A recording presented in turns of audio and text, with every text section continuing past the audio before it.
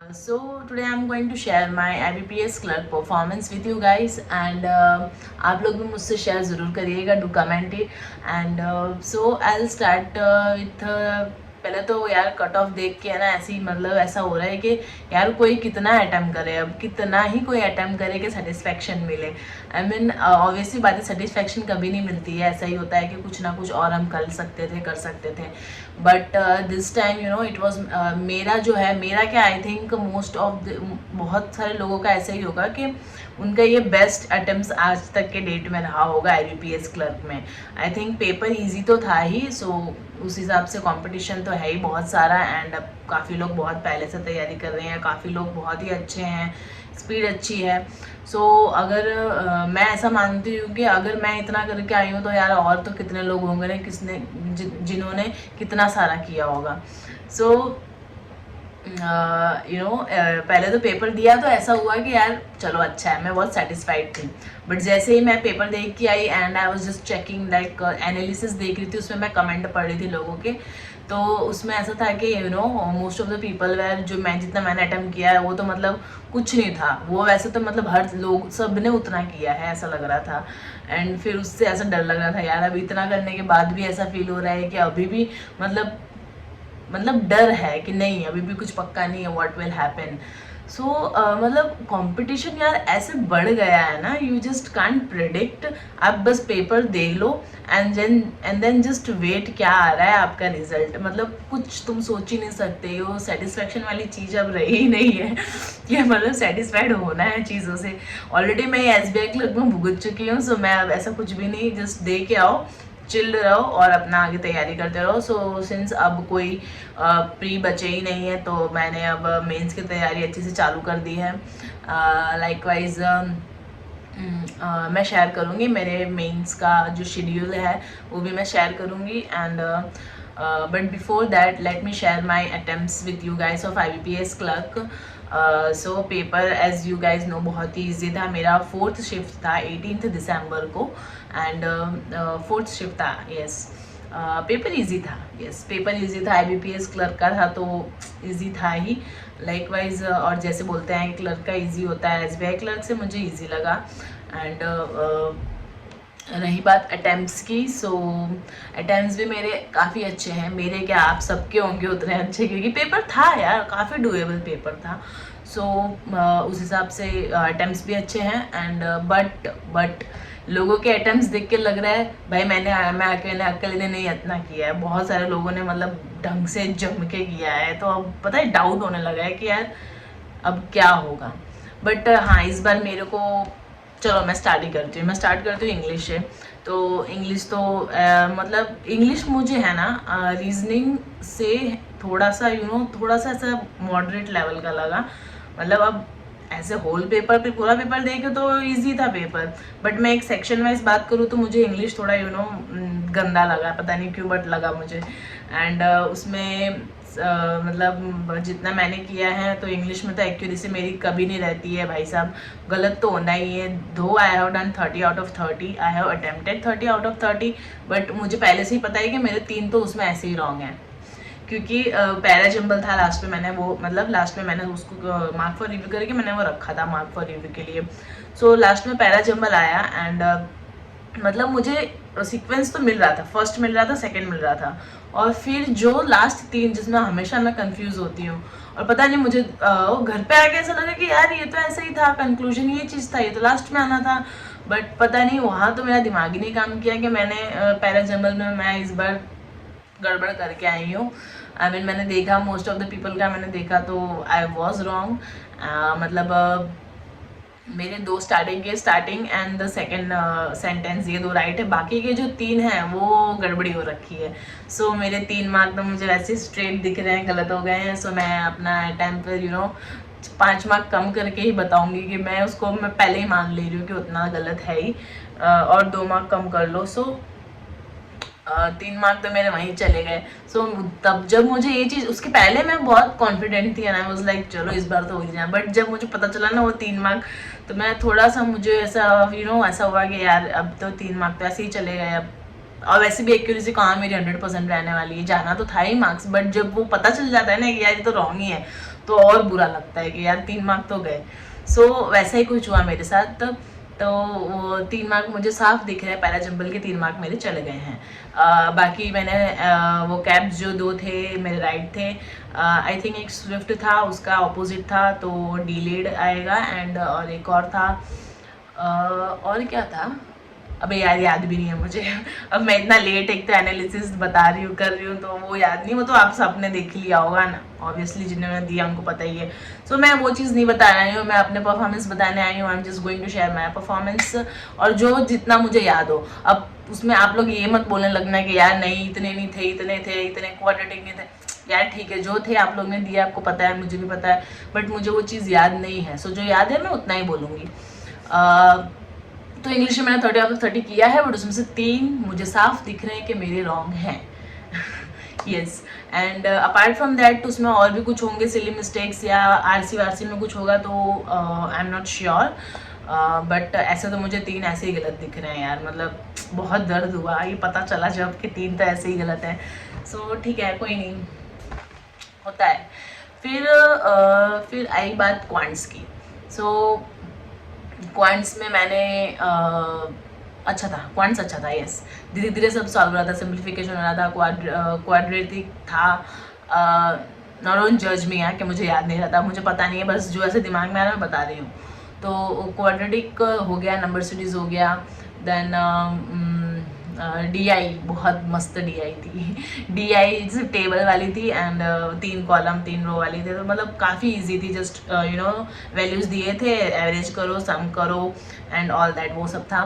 तो बहुत ही इजी था, अच्छा था, काफ़ी अच्छा था सब कुछ। और मेरा हो भी गया था, एंड मैं मेरे पास टाइम बचा, मैंने एक एरिथमेटिक लिया, तो वो मेरे को आता था, बट मेरे को डर था कि यार अब 1 ही मिनट बचा, 1 मिनट में मैं सिर्फ क्वेश्चन पढ़ूंगी, तुरंत इंस्टेंट क्लिक हुआ तो करूँगी, वरना छोड़ दूंगी। मैं उस पर थोड़ा सा अगर जोर लगा देती तो मेरा हो जाता वो, बट मैंने पढ़ा, फिर मैंने बोला नहीं होगा, छोड़ दिया, हटा दिया। फिर मैंने सोचा शायद ईजी कुछ मिल जाएगा डायरेक्ट, जो सिर्फ मल्टीप्लिकेशन का मल्टीप्लाई करेगा या फॉर्मूला रख के करना होगा। तो फिर ऐसे दूसरे पे मैंने जंप किया, तब तक तो ख़त्म। मतलब सोचा था मैंने इस बार अरिथमेटिक कम से कम 2-3 तो करके आना है, बट पहुंची भी मैं वहाँ तक, बट नहीं हुआ।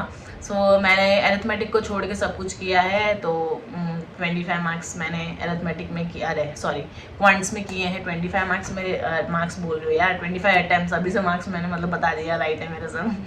मतलब मेरे हिसाब से क्वांट्स में एक्यूरेसी रहती है, मतलब मेरी क्या सबकी रहती है, क्योंकि वो पता रहता है ना, सामने आंसर आ जाता है। नंबर सीरीज के भी मतलब अच्छा था, सब सॉल्व हो गए थे। तो 25 मैंने किया है, आई नो मुझे और 27 तक कम से कम करना था, बट एनीवेज अब जो हो गया हो गया। 25 मैंने क्वांट्स में हुए हैं, और 30 मैं इंग्लिश नहीं बोलूँगी, आई विल ओनली काउंट 27 भी नहीं, मैं 25 ही बोलूँगी। 25 इंग्लिश हो गया, 25 इंग्लिश, 25 क्वांट्स। और रही बात रीजनिंग की, तो रीजनिंग तो भाई साहब मज़ा ही आ गया देख के, क्या रीजनिंग था, मतलब धड़ाधड़ सब सॉल्व हो रहा था। अब IBPS क्लर्क ऐसा ही होता है, क्लर्क में RRB क्लर्क में भी मतलब रीजनिंग अच्छी थी, सब सॉल्व हो गया। मतलब मेरा उसमें भी शायद एक पजल रह गया था, बट इसमें मेरा सब हो गया। मतलब मैं कहीं फंसी तक नहीं, एक बार भी, वो बोलते ना पजल में एक बार फंसना, वो भी नहीं हुआ, क्योंकि सब मैं साथ में तो पॉसिबिलिटी लेके चलती हूँ, पॉसिबिलिटी बना के चलती हूँ। सो उस हिसाब से मैंने किया, फटाफट सब हो गया मेरा, कहीं नहीं फंसी मैं। और लास्ट में वो जो एक वर्ड फॉर्मेशन था वो भी मेरा हो गया था, मैंने वर्ड वो उसमें से काउंट किया है, 3rd नंबर पे ये 4th नंबर पे मैंने लिखा भी है, even I got the word के वो वर्ड क्या बन रहा है। तो जैसे मैंने आंसर क्लिक करेंगे वैसे तो योर टाइम इज ओवर, ऐसा हो गया था। सो 34 अटेम्प्ट्स मेरे रहे रीजनिंग में। सो ओवरऑल बात कर लेते हैं। तो अगर मैं मेरे इंग्लिश के अटेम्प्ट्स लेके चलूँ, लाइक 30, मतलब मैंने जितना अटेम्प्ट किया उतना मेरा ओवरऑल हुआ है 89 हुआ है। अभी तक का मेरा हाईएस्ट अटेम्प्ट है, मेरा क्या आप सबका, बहुत सारे लोगों का हाईएस्ट अटेम्प्ट होगा, बट हाँ 89 अटेम्प्ट रहे हैं। तो मैं उसको 89 ना बोलते हुए 85 लेके चल रही हूँ कि 85 अटेम्प्ट मेरे हुए हैं। क्योंकि इंग्लिश में जो 3 मार्क दिख रहा है ये शायद काश मेरा राइट हो जाता, बट एनीवेज चलो कोई नहीं, 3 मार्क तो गए, एंड और भी जाएंगे यार। कौन सा मेरा 100%, तो मुझे नहीं लगता 100% रहेगा, मतलब मैंने से कुछ तुक्का तो नहीं मारा है। बट इंग्लिश है तो I can't say anything now, I won't even predict कि कितना आएगा अभी। मैं बस अभी श्योर, मैं कुछ श्योर भी नहीं है, मुझे कुछ श्योरिटी भी नहीं है, but yes I have started my mains preparation. So अब आप लोग भी प्लीज़ शेयर करना मुझसे कितना आप लोगों ने अटेम्प्ट किया है, क्या आप लोग के साथ भी ऐसा हुआ, क्या आप लोग के ये बेस्ट अटेम्प्ट रहा है ये एग्ज़ाम में, या आप लोग का और भी आप पहले से बहुत काफ़ी ज़्यादा स्मार्ट हो, पहले से हम सब एग्ज़ाम में इतना करते होगे। भाई मैंने तो नहीं किया फ्रेंकली सेइंग। सो मैंने ठीक है जो भी होगा, now let's see what happens. जो भी होगा I am not even thinking about that, I am just doing my work. मैं आगे कर रही हूँ, मेंस चालू है और मुझे IBPSP में भी कोई ऐसा होप नहीं दिख रहा है कि मतलब कुछ होना। 61 अटैम्प्ट में किया है एंड उसमें भी एक्यूरेसी का भगवान ने जाना है। और SBI PO का कट ऑफ देख के आई एम लाइक भूल जाओ IBPS PO। पर ठीक है, आई होगा तो भी ठीक, नहीं होगा तो भी ठीक, मेरा प्रिपरेशन चालू है मेंस का। सो मुझसे कोई एक फ्रेंड है इनमें से, आई थिंक मुझे नाम नहीं पता है, मैं प्रोनाउंस नहीं कर पाऊँगी सही से। So he told me to share my mains के schedule, so I will share it with you guys. So मतलब इतना कुछ खास नहीं है, but I will share it with you guys. तो मेरा ऐसा होता है कि मैं क्या करती हूँ, मैंने मेरे ऐसे शेड्यूल बनाए रखा है। पहले तो अब मेंस है तो भैया करंट अफेयर पे अच्छे से एकदम ताबड़तोड़ मेहनत करनी है मेंस के लिए, करंट अफेयर पे। सो करंट अफेयर मेरा ऐसा हुआ है कि SBI क्लियर के बाद मैंने करंट अफेयर पे ज़्यादा ध्यान दिया नहीं है। मेंस के रिजल्ट आने के बाद आई वाज लाइक मुझे प्री निकालना है, तो मैं प्री के लिए मतलब मैं वो करंट अफेयर सिर्फ कभी कभार देख लेती थी, वो डेली रेगुलरिटी मेरी नहीं रही करंट अफेयर्स में। सो लास्ट 2 मंथ्स के मेरे करंट अफेयर मुझे काफ़ी अच्छे से करना है, क्योंकि मैंने उसको एक बार भी नहीं देखा है। कोई दिन ही मतलब वीकली देख लिया, ऐसे ही बस वीकली देखे हैं मैंने। सो उस हिसाब से मैं अब लास्ट 2 महीने मतलब सितंबर, अक्टूबर एंड नवंबर, और ये जो भी चल रहा है अभी दिसंबर, ये 3 मेरे काफ़ी बचे हैं। सो मैं अभी फोकस कर रही हूँ डेली के। पहले मैं तो एक तो अड्डा में प्रेफर करती हूँ, अड्डा से जो सर कराते हैं फाइनेंशियल अवेयरनेस, वो तो मैं कर ही लेती हूँ। एंड बाकी जो मैं नोट्स बनाती हूँ, I prefer my own notes, क्योंकि मुझे वो वो प्रिंटेड चीज़ों पढ़ के दिमाग में घुसता नहीं है। मैं जब तक उसको लिखूँ ना, मेरे खुद के राइटिंग में मैं पढ़ूँ ना, मुझे समझ नहीं आता। तो मैं नोट्स बनाती हूँ, मेरे बने हैं ऑलरेडी। एंड अब जो बचे हैं उसके भी मैं धीरे धीरे बना रही हूँ, मतलब वो वीडियोज़ भी देखती हूँ, बना भी लेती हूँ, PDF में से करती हूँ, कुछ मैं गूगल भी कर लेती हूँ। कुछ ज़्यादा मुझे if I want some deep knowledge of some any topic, तो ऐसे मैंने मैंने अभी ऐसे किया है कि मैं जितना मेरा पेंडिंग में उसके मैं वीकली लेके चल रही हूँ कि वीकली MCQs मैं करूँ। ये लास्ट 2 मंथ के अच्छे से वीकली कर लूँ, फिर जो भी उसमें ऐसा कुछ हो, लाइकवाइज कोई भी एक ऐसा न्यूज़ हो जिसका डीप एनालिसिस ज़रूरी है, वो भी मैं लिख रही हूँ। आई मीन अपने नोट्स में मैं अपने तरह से उसको लिख रही हूँ, ताकि वो मैं उसको 3-4 बार रिवाइज करूँ। सो वीकली करूँगी मैं, एक दिन में एक वीक का मैं ख़त्म करूँगी।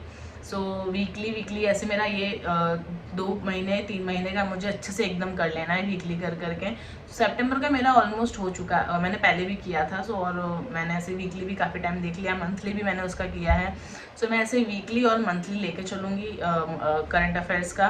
पहले टारगेट रहेगा कि 3 दिन में मेरा वीकली, मतलब 1 मंथ 3 दिन में। अभी एक दिन में 1 मंथ करने का मतलब नहीं है ना, 1 दिन में मैं 1 वीक का लेके चल रही हूँ।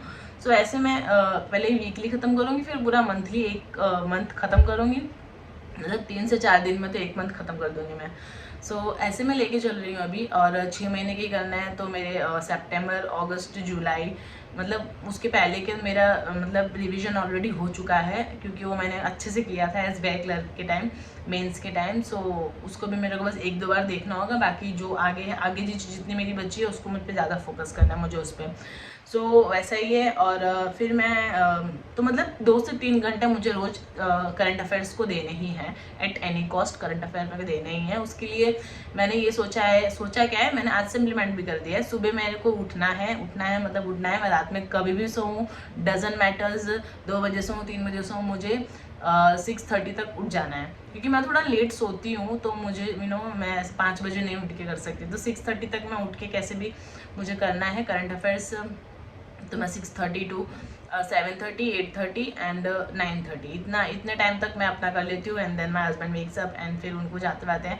तो ऐसे ही फिर 11 o'clock से मैं बैठती हूँ। एंड देन मैं अपना क्वांट्स लेके बैठती हूँ। क्वांट्स में है कि रोज 3 to 4 DI I am going to do of mains level, और उसके साथ एडवांस एरिथमेटिक करूँगी मैं। एरिथमेटिक मैंने कल से ही स्टार्ट किया है एक्चुअली, सच बताऊँ तो कल मेरा एडवांस अरिथमेटिक रह गया था। सो एडवांस अरिथमेटिक मैं वो करूँगी। मतलब 3 hours to 4 hours मेरा, अगर मैं ये 11 o'clock से बैठ रही हूँ सो 11, 12, 1, 2, मतलब हाँ 1:30 तक मेरा चलता है, क्योंकि उसके बाद लंच का सीन आ जाता है तो बनाना होता है, खाना होता है। फिर उसके बाद 2:30 से मैं वापस बैठूँगी, 2:30 से वापस बैठती हूँ। एंड देन मैं रीजनिंग लेके बैठती हूँ। रीजनिंग में मेंस लेवल के पजल मैंने बहुत कम सॉल्व किए हैं। आज तक की मैं बात करूँ तो मैंने बहुत कम किए हैं। सो मैंने कल से वो भी स्टार्ट कर दिया है, मेंस लेवल के पजल मैंने स्टार्ट कर दिया है। I follow Ankush Lamba sir. So वो भी चल रहा है मेरा और मज़ा आ रहा है करने में। मतलब मैंने बहुत कम किए थे स्टार्टिंग में, जब करती थी ना बड़े बड़े पजल, तो मुझे बहुत ऐसा लगता था कि यार ये तो कितना टाइम टेकिंग है, कौन करेगा। But now it feels like मज़ा आ रहा है क्योंकि सॉल्व हो रहा है, टेक्निक सब ऑलमोस्ट पता हो चुका है। सो ऐसे रीजनिंग हो गया। सो और मैं क्वांट्स को वापस मैं लेती हूँ रात में। मैं आई मीन जैसे कि ये अब मैं बीच में शायद 4 से 5 तो ऐसे ही कुछ नहीं करती। मतलब समझ लो क्वांट्स को भी 3-4 घंटा तो देना ही पड़ता है, और उसके बाद रीजनिंग को भी मतलब 3 hours मिनिमम सब सब्जेक्ट को देना है।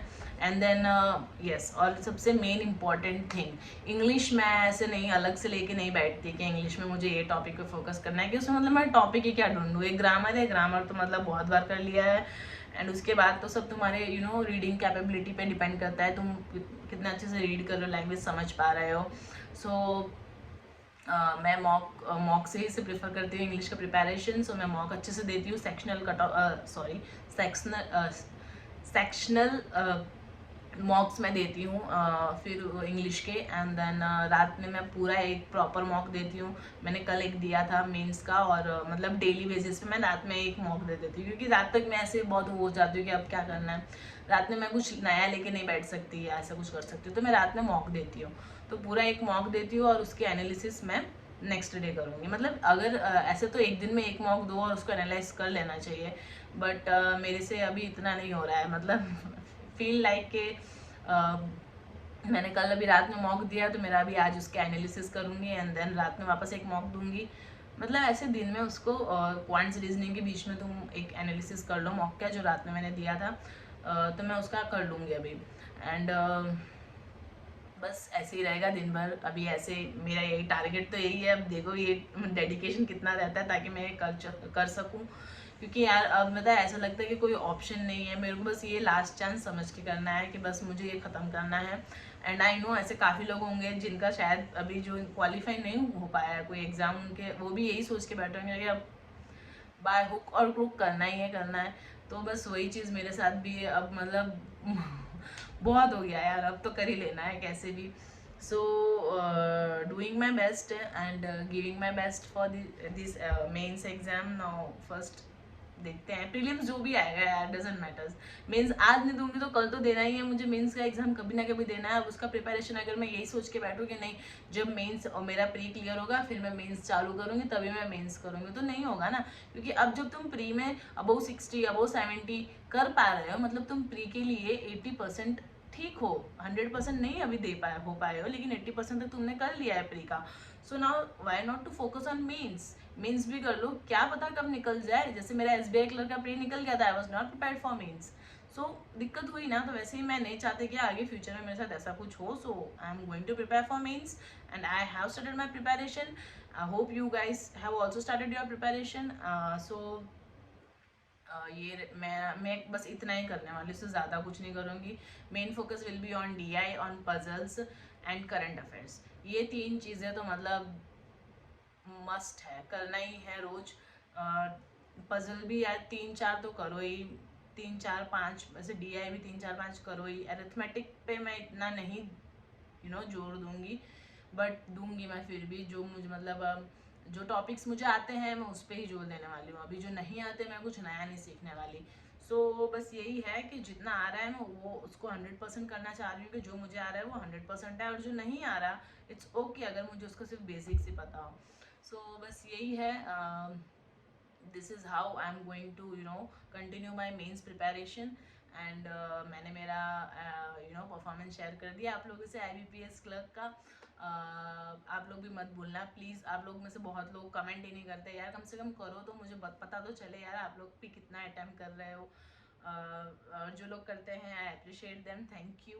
And so all the best for your mains preparation. जो कर रहे हैं या जो दूसरे PO के लिए भी कर रहे हो, SBI PO, IBPS PO जो भी हो, all the best, just give your best. और लेट्स प्रे कि ये अच्छा ईयर निकले बस। और हाँ, Christmas is also arriving, so advance में merry Christmas to every one.